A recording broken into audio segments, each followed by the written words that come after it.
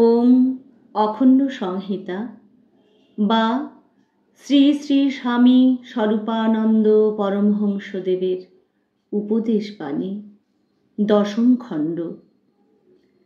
কিরূপ সুখভোগ বাঞ্ছনীয়। শ্রীহট্টনিবাসী জনৈক পত্রলেখকের পত্রের উত্তরে শ্রী শ্রী বাবামুনি লিখিলেন, যেইরূপ সুখ ভোগে নিরত হইলে ধর্মনাশ ঘটে না, নিজেকে মাত্র তদ্রূপ স্থলেই আসক্ত রাখো। ধর্ম ও অধর্ম সর্ববিধ সুখই নানা প্রলোভন ও মায়া বিস্তার পূর্বক তোমাকে আকর্ষণ করিতে চাহিবে।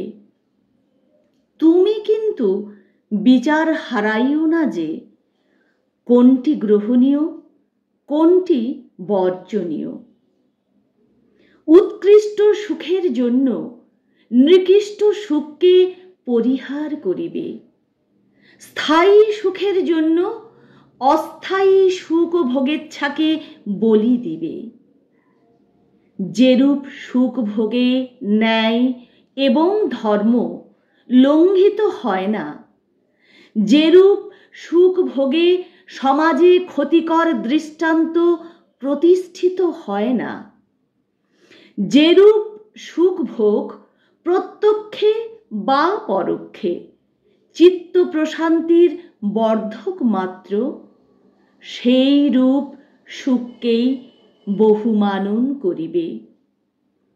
জীব মাত্রেই সুখলোভী, কিন্তু তুমি যে জীব হইয়াই শিব, ইহা তুমি ভুলিতে পারো না।